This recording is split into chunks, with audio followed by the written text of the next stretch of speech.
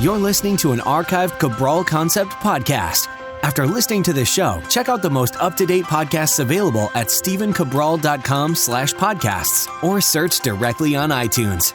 And now, welcome to the Cabral Concept, where board-certified naturopath and integrative health practitioner Dr. Stephen Cabral shares how he was diagnosed at the age of 17 with a life-altering illness and given no hope for recovery. It was only after studying and traveling all over the world did he discover how to combine ancient Ayurvedic healing practices with state-of-the-art naturopathic and functional medicine to fully rebalance the body and re-energize it with life. It's time to discover how to get well, lose weight, and finally feel alive again. And now, here's your host, Dr. Stephen Cabral. I'm Stephen Cabral, board-certified naturopathic doctor, and today on our Friday review, I get to go through a few different products that I use in my own practice, and a lot that you can actually just bring into your own home, use with yourself, use with your own family, and another great book review, and one that you probably haven't read, and those are the ones that I really like bringing to you. Not the most popular ones of the day, but the ones that you could really benefit from, or at least the information, the little insights that I will glean from these particular books. So let's get started. The first one I wanted to talk about was, towards the end of last week, and really for about 5 days or so, I had a really difficult time speaking. And one of the reasons was, I had stated before, I had been about 21 days without a break, without speaking for a minimum of 8 hours a day. During the week, I would, of course, see all of the people in my practice, and then I would oftentimes, obviously, every day record a podcast. But besides that, on the weekends, it's not something that I typically do every weekend, but every weekend Saturday, I was giving seminars, one in Massachusetts and then another in San Diego. And then on Sundays, I was filming some upcoming videos. So I was doing 4 to 5 hour video shoots each day. And that doesn't even include editing and all of those things. So at the end of that time, I really hadn't given my break a voice. And when you speak on stage and when you speak on video, even podcasts, you talk a lot louder than you typically would. So I had never experienced this before, but I actually had this vocal cord strain that typically only singers would get, from really belting it out as they sing and doing many performances pretty much every day in a row, every night in a row. So, but I looked obviously very in depth into my research about how do you cure laryngitis and how do you cure this missing voice. And so what I essentially found was that there are 3 main reasons why people lose their voice. One is from what I just went through, which is essentially vocal cord strain and inflammation of the vocal cords. And the second one being actually losing your voice because of sickness, chest cold, congestion, postnasal drip. And the third one can actually be from numerous different reasons, but one of the ones was acid reflux, indigestion, actual damage to inflammation, again, inflammation of the vocal cords. So when I looked into it, I found one of the greatest ways. Obviously, if you have chest congestion, you have a cold, you're going to want to follow the immune-based protocol that I've laid out before.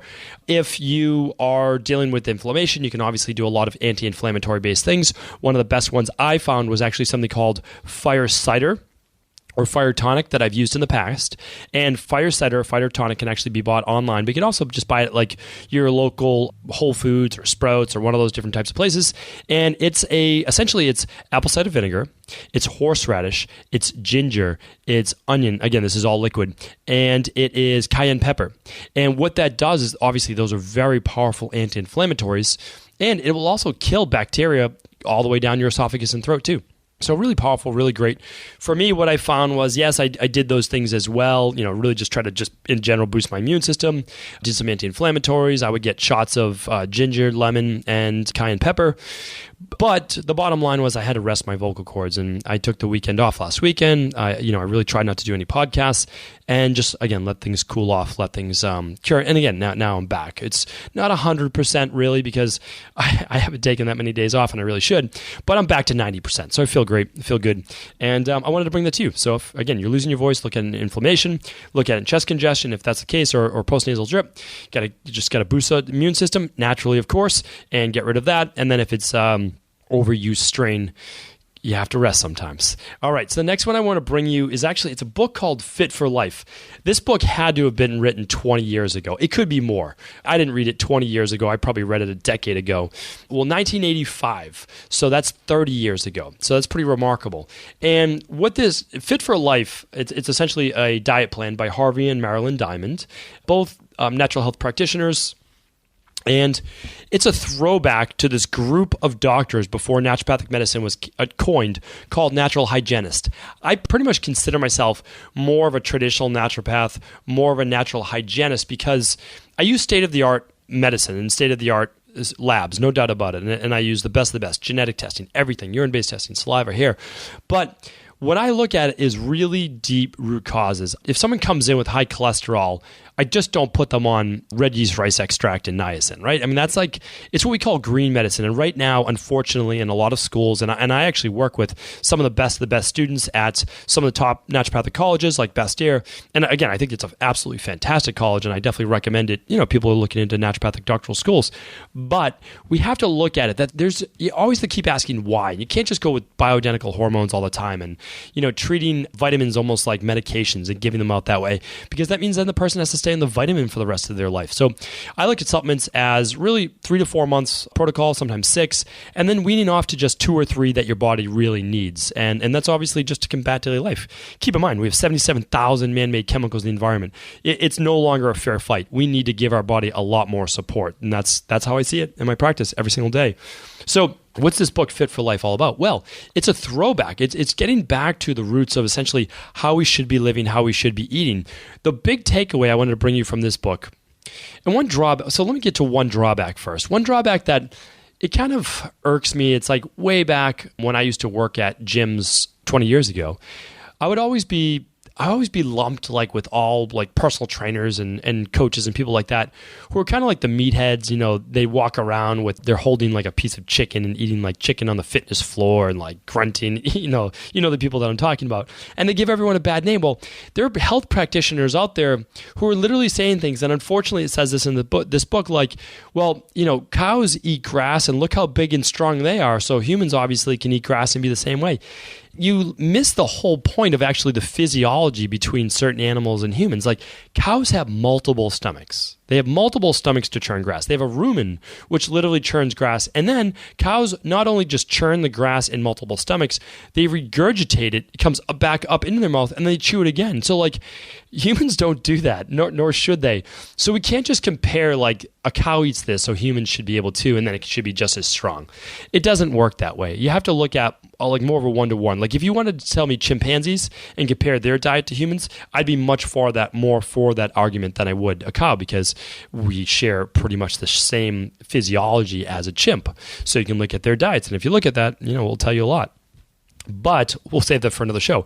So anyway, the great things though about Fit for Life is that they're talking about how we need more water-based foods as humans, and we don't eat enough of those. So we have to rely on just drinking water so much during the day. Like I drink a fair amount of water, but I eat a lot of vegetables and a lot of fruit. And because of that, fruit and vegetables are water-based foods, and they contain 60, 70, 80, or 90% water. And you know this, like if you think about it now, like again, common sense is only common sense once you've kind of heard it for that first time. Think about this, like think about how large an apricot is or something like that. And then think about dehydrated apricots, like dried fruit.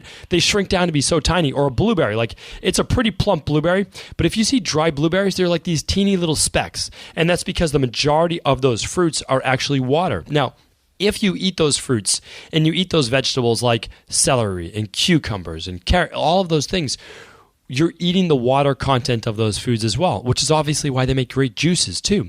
So you get the water, and that's actually like drinking water. But not only that, they're very satiated and they're very filling. So if you're eating like blackberries and raspberries and these things with a lot of skin, you're going to feel more satiated. They're not high in calories. They're going to help boost your metabolism. They're high in antioxidants. They're high in phytonutrients. They're higher in vitamins. They're high in minerals.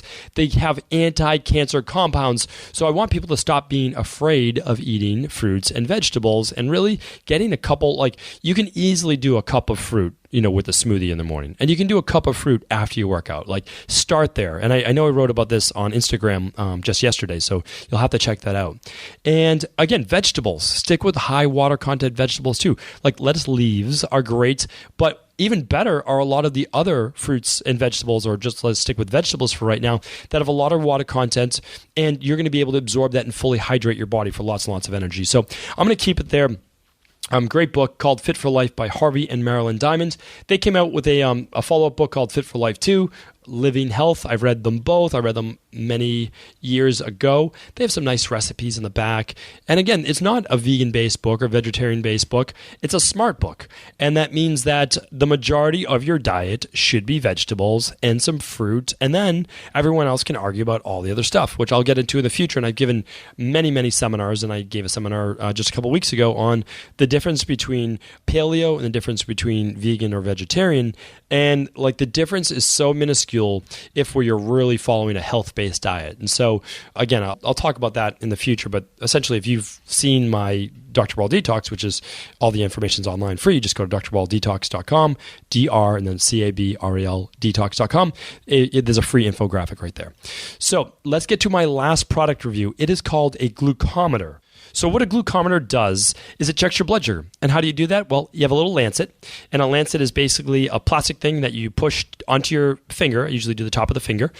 And what it does is it just pokes your finger and a little drop of blood comes out. Now, with that drop of blood, you put it on top of a tab, and that tab, which is inserted into this little tiny thing about the size of a roll of quarters, tests your blood sugar. Now, what you're looking for is a glucose or blood sugar reading between about 75 and 100. That range will allow you to be in the healthy zone. It will make sure that you are not at risk for type 2 diabetes. And even more important, which I know a lot of people can do, it will allow you to start to tap into body fat burning rather than your body working off sugar that it has in your bloodstream. So I use this in my practice all the time because I work with weight loss clients, and I also work with a lot of diabetics as well, type 2 diabetics. So, and also adrenal fatigue, which I talked about a little bit yesterday. And if you're going hypoglycemia, which means essentially below 70, then you're going to start to feel lightheaded. You're going to get headaches. You're going to feel weak. You're low blood pressure, all those different things. But how I want you to use it is start to look at your overall health. And that means about 2 to 3 hours post meals, your blood sugar should be then, again, down within that 70 to 100 range, really 75 to 100. Once you start to approach 70, you're going to feel a little bit more low, like low blood sugar, again, hypoglycemic. So the other thing is this, though. For overall great health, meaning like longevity, and really being able to tap into body fat, what I want you to do is this. You take the glucometer. Again, it's like $20 to buy. I'll link it up in the show notes. I use the True to Go brand. I've tested a half a dozen. This one is definitely the most accurate that I've seen. So what you do is you're going to take your blood sugar first thing in the morning when you wake up. That's your most important reading. That reading should be, again, between 70 and 100. If it's above 100, well, you're not able to control your blood sugar as well. You're not going to be tapping into body fat as well during the night. If it's above 126, well, you're moving into the type 2 diabetes range, and you should absolutely see a functional medicine practitioner, naturopathic doctor, or your MD, whoever you decide to go see, to correct that, because it can be corrected. Don't let anyone ever tell you that you cannot correct your type 2 diabetes. You work on the underlying root causes, you rebalance the body, and then type 2 diabetes magically disappears. So, and I'm being facetious, of course, but it does go away. Like, that's just the bottom line. Type 2 diabetes is a symptom. It's a symptom of not being able to pull sugar into your cells where it's supposed to be, not in your bloodstream. So the most important is first thing when you wake up, all right? Now, I wouldn't say the second most important time. The most important time is then, but another great time is look at your blood sugar before bed. Your blood sugar should be down within that range again, because if it's high, that means you're not going to tap into body fat right when you go to bed, and that's what you want to be. You want to be in bed for 8 hours, lying down, literally tapping into the greatest percentage of body fat that you could possibly be, because you're at rest, and that you're in the greatest percentage of burning body fat when you're at rest. So you need to make sure that you're down below 100 before you get into bed. That means stop eating 2 to 3 hours before bed. Now, other times you might want to check, and you can just do this for a week or so, is you can check before your workout. So you make sure you're about 100 or a little bit less. And so you go into your workout not burning sugar in your blood, but actually tapping into body fat. Now, bodybuilders have known this for the last 50 years. That's why they do fasted cardio, meaning they wake up in the morning and they do some light cardio on an empty stomach, because their blood sugar is at their lowest. They're going to tap more into body fat. Again, like, people go back and forth on the research on this. Bodybuilders have known for a long time that it works. Feel free to wait for the science to catch up, or just do it yourself. And then the other time is, again, 2 to 3 hours post-meal, your blood sugar should be back down. If not, you're having a difficult time getting that sugar into your cells, and the foods that you're eating are not conducive to you keeping your blood sugar regulated. So I can't tell you enough, for a $20 little piece of equipment, if you're looking to lose weight, if you're looking to maintain energy, meaning making sure that you don't drop into that hypoglycemia, or you are someone that looking to get rid of your type 2 diabetes or blood sugar-based issues, I mean, this is the place to start. It's so fantastic. If you'd like me to do a full detailed episode on this, I'd be happy to. Just feel free to ask. Go to StephenCabral.com/Ask Cabral, and I'd be happy to do a larger show on maybe how to get rid of blood sugar-based issues. I'm happy to speak about that as well. Really, this is your show. Anything that you want, I'm here to talk about. A lot of times, I just see all the things that come up in my practice every single day, and I make notes of them. I say, oh, okay, a bunch of people have had this issue, this question.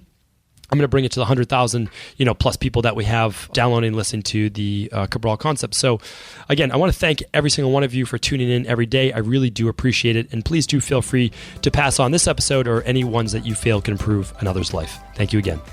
Ever wonder what the best sauna, blue blockers, sleep trackers, wake lights, salt lamps, or other health gadgets are? Or what about the top non-toxic mattresses, sheets, soaps, bath products, toothpaste, and cookware? Or would you like to know the cleanest choices for hemp parts, meal delivery services, supplements, and much more? I personally curated, researched, and now created a resource page of all of my top picks that continues to grow each week. These are the exact products I use in my own life, with my family, in my private practice, and they're the ones I trust. To find out all of my up-to-date recommendations and all the details, simply head on over to StephenCabral.com/resources.